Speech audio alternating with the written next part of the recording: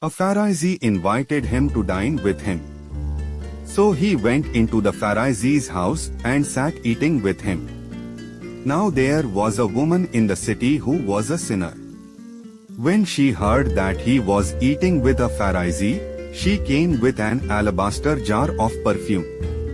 She stood behind him at his feet, weeping. She began to wet his feet with her tears. Then she wiped his feet with her hair and kissed them, and poured the perfume on them. When the Pharisee who had invited Jesus to his house saw this, he thought to himself, if this man were a prophet, he would know who or what kind of woman this woman was who touched him. He would know that she is a sinner.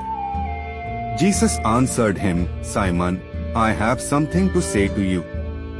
And he said, Teacher, speak. Jesus said, a certain moneylender had two debtors. One owed him 500 pieces of silver, and the other 50. Because they could not pay back, he graciously forgave both of them. Which of the two did he love more?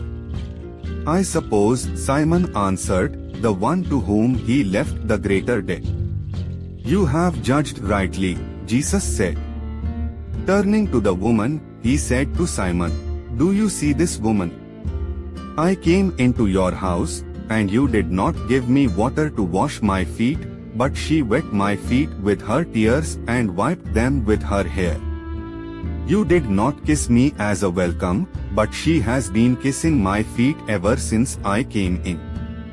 You did not anoint my head with oil, but she sprinkled perfume on my feet. Therefore I tell you that her great love shows that many of her sins have been forgiven. But he who has been forgiven a few sins loves a little. Then Jesus said to the woman, Your sins are forgiven. And those who were eating with him wondered to themselves, Who is this who forgives sins? Then Jesus said to the woman, Your faith has kept you. Go in peace.